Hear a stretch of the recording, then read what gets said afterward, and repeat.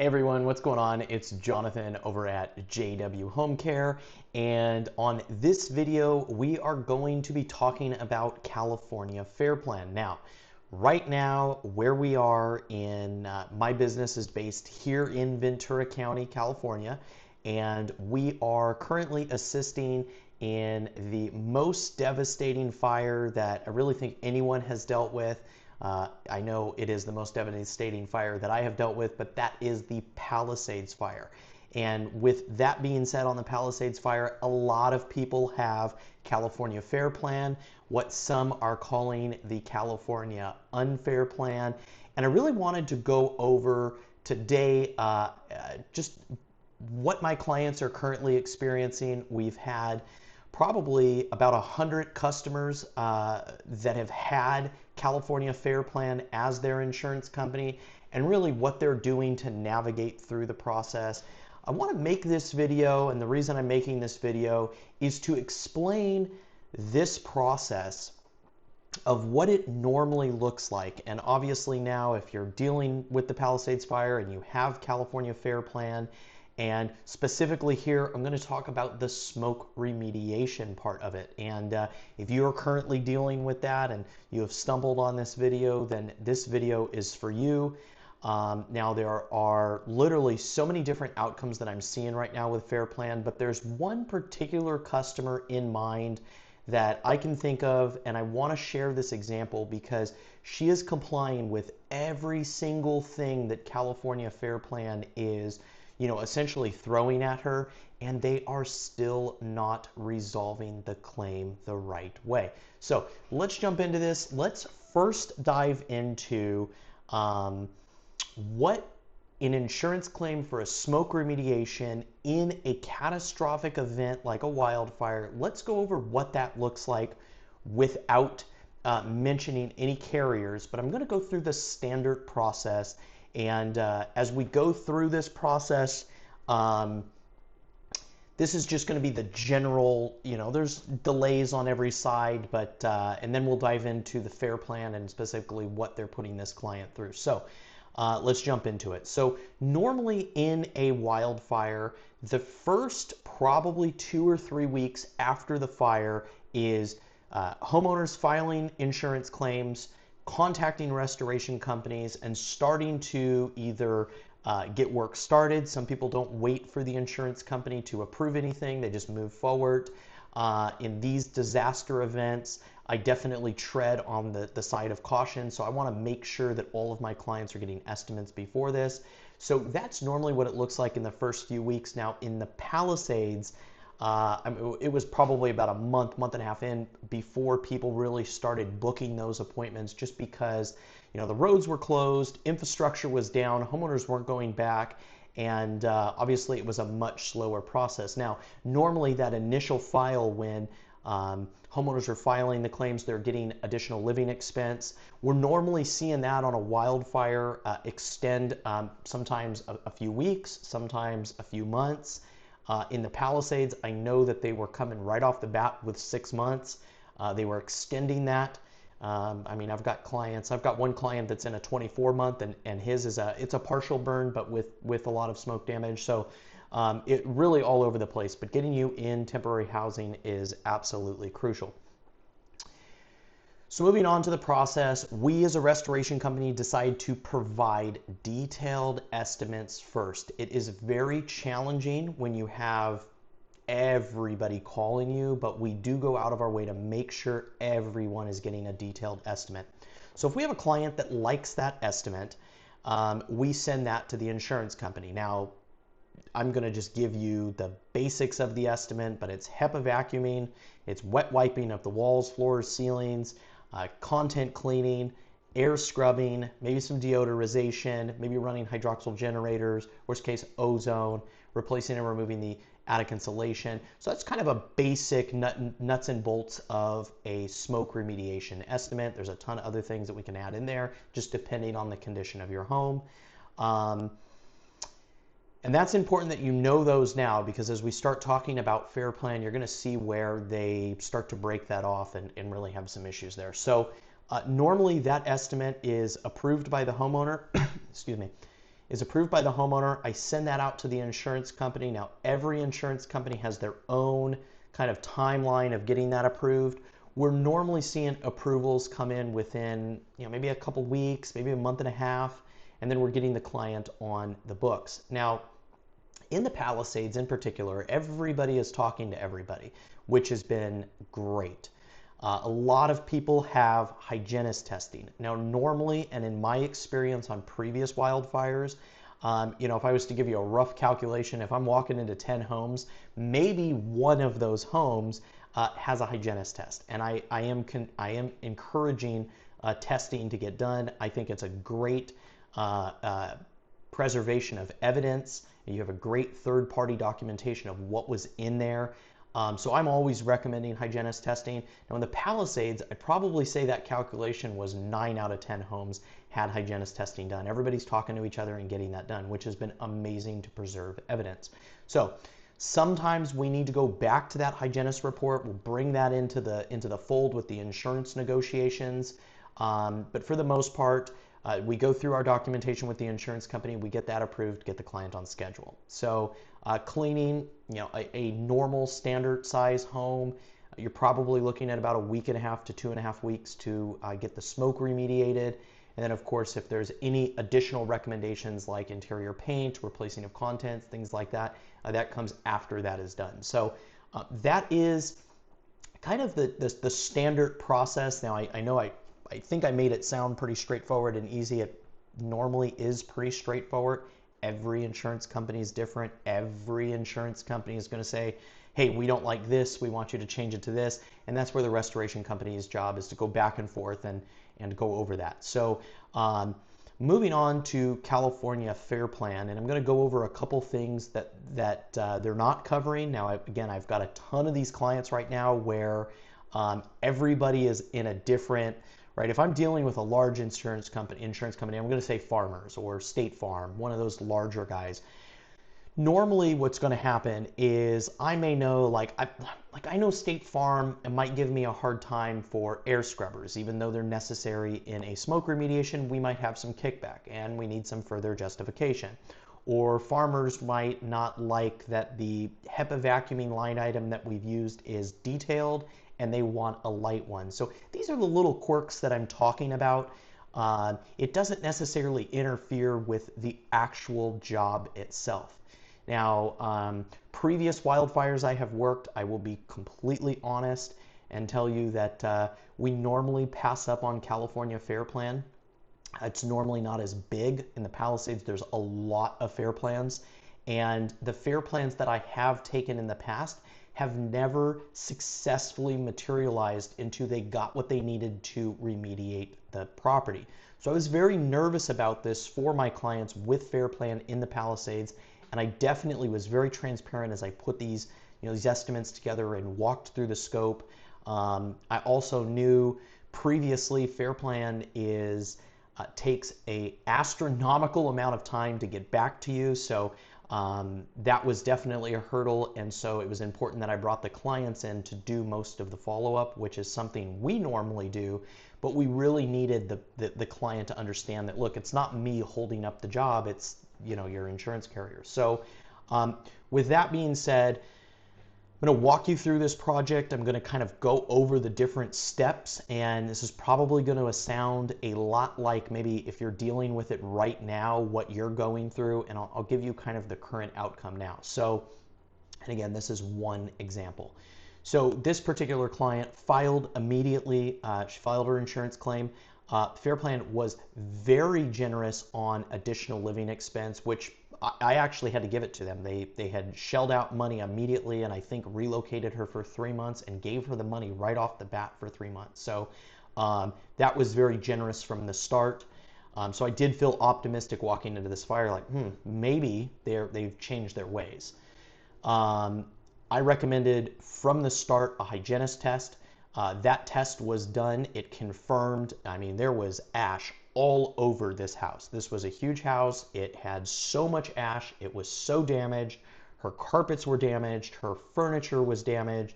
Heavy, heavy soot all throughout this house. Very visible. And that's important to know. So had a hygienist go in, document everything, do samples, and get a report confirming what we've seen, but of course in writing. So Fair Plan right from the start took about 2 months to send an adjuster out. So this client was in a holding pattern. Obviously this client wants to move forward. She has our estimate. We were very quick on that. We had that kind of at a moment's notice and got that over to Fair Plan.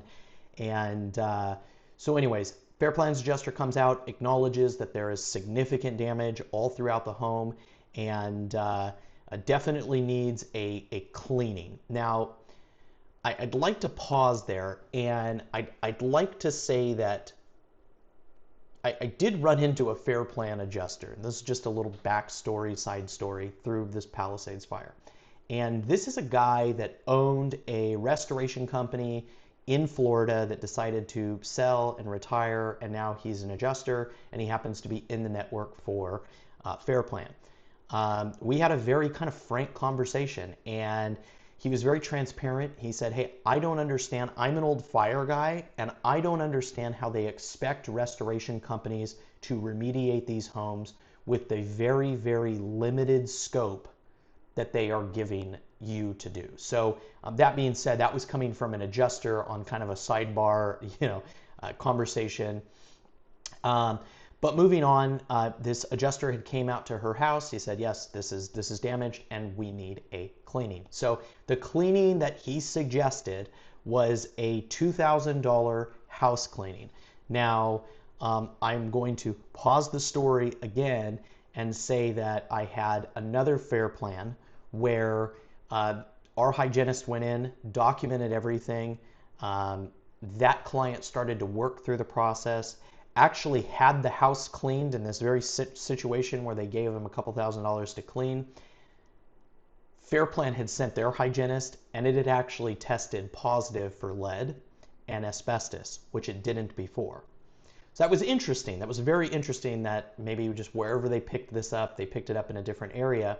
But there's something to be said about Fair Plan willing to say, hey, here's $2,000, $3,000, go get yourself a house cleaner and have them come in and clean this area.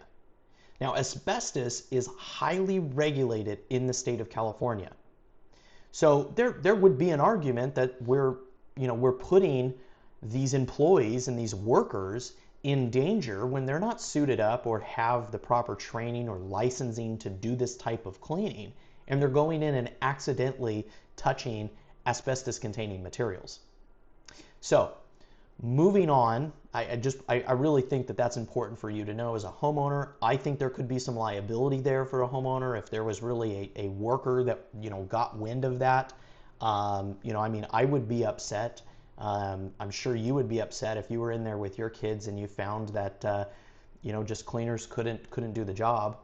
Okay, so going back to this client, she went through with the cleaning that Fair Plan had given her money. They had given her about $2,000. The cleaners had come in and said, hey, we'll actually do this for about $5,000. So she was upside down $3,000 there. Went ahead and proceeded with the cleaning. Proceeded with going out of pocket and replacing her insulation first. She wanted that done and she did not want to wait. So she had that done.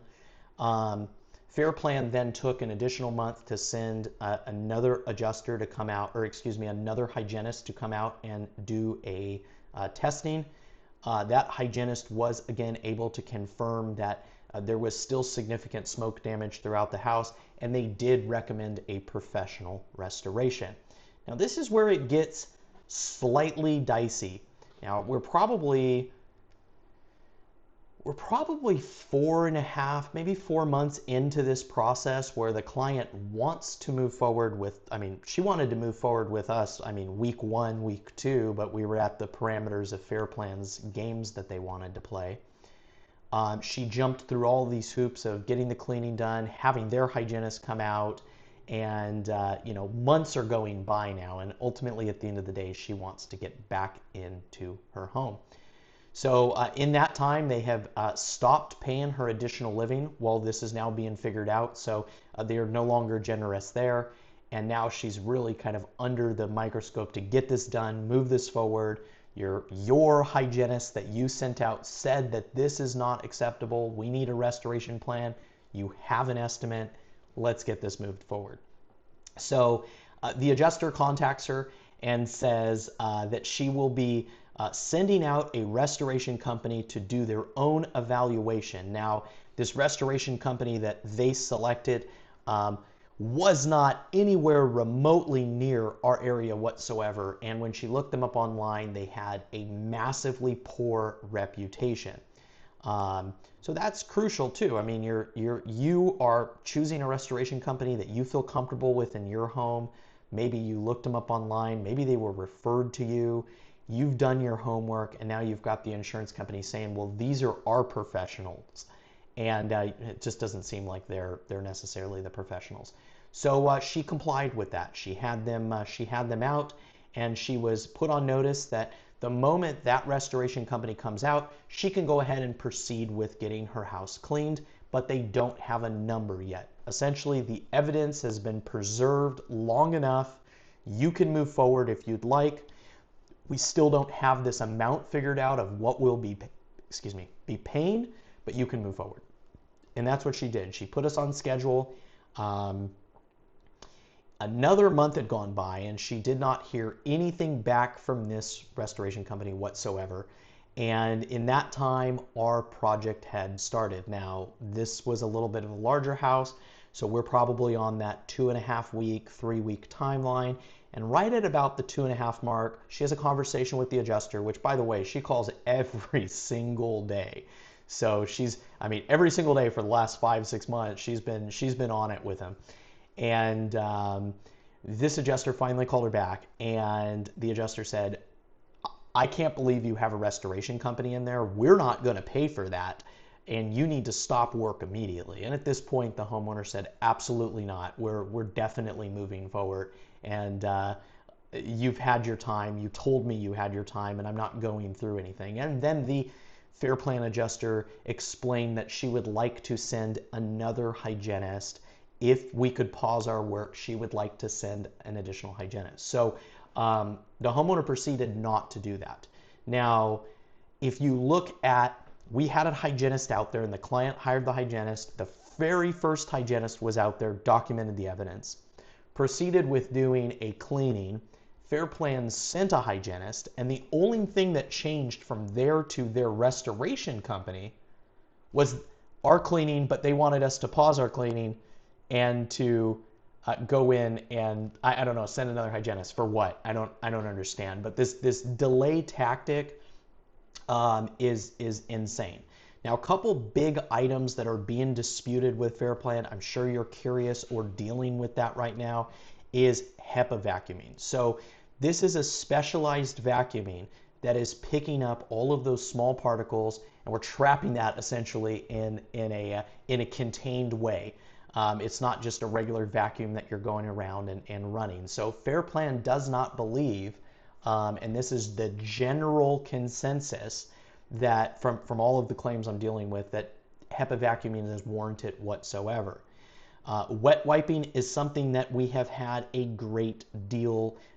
It has been a very big deal getting it approved. We have it approved on some, and then on most of them, they are saying that is not warranted. We do not pay for that.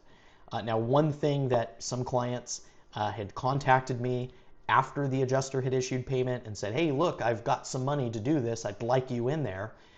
They were paying for some sort of air scrubbing, but they weren't using air scrubbers. They were using hydroxyl generators. Now, as you talk to restoration companies, there's a strategy in the way that we restore. And so you can't just go into a home and put air scrubbers for 5 days. There's a calculation of how many you need, and then there's a method in the way that we use them. Setting them up in the house, letting them run, is just simply not going to do anything beneficial for your home or your environment. Now, for anybody that wants to add in, oh, well, air scrubbers are great at removing smells, that's true, they are. And matter of fact, I've had them in a house at the time a wildfire was kind of ripping through, and the homeowner was actually able to send me video of the air scrubbers going on and clearing out that smoke. So they do a great job at cleaning the air. but it is a strategy in the restoration plan of the way that us restorers use it when we are restoring the house. So it is absolutely warranted. I think that hydroxyl generators, I think, is the main thing that Fair Plan is paying for, which is great. We use hydroxyl generators, but my preference is air scrubbers. That's my preference. So when you get down to those bread and butters, maybe the bread and butter, maybe we'll have an insurance company say, oh, well, we'll just pay you the number of hydroxyl generators that you need for your air scrubbers because they end up being the same thing. They won't do that. They're significantly underpaying how many you need throughout your house. So these are big items. This HEPA vacuuming, the air scrubbers, and the wet wiping. These are 3 crucial elements that you need to really do the right restoration project, on top of a ton of other things. But these are really the 3 staples, and these are the things that they are fighting the most. So really, just making this video, I hope to just kind of put your mind at ease. You're not going crazy by, is your restoration company telling you the truth? Are they trying to sell me something? Or is Fair Plan being honest? Whatever it is, I can tell you that it is so backwards right now, it's not even funny. And this is across the board, everything that I've kind of explained. I mean, I can get into claim by claim with the Fair Plan, but this is kind of the general, experience that everybody is dealing with. So I hope this helps you in some way, shape, or form when you're making your arguments. I know that there's people out there that are deciding to partner up with law firms and going after Fair Plan. I can understand that. It's frustrating. You want to get back into your home. But the excuse is if you are following the adjuster's plan, like this homeowner. If this homeowner did not, let's just say, have a restoration company in there and she was just waiting for the word of, my insurance company, they're going to take care of me, I'm following every single step, she would not be in her home. She would not be back in her home. So anyways, I hope this video helps. If you are dealing with a wildfire in the Palisades, I'm sorry you're dealing with this devastating, event. I hope that you have found this video helpful.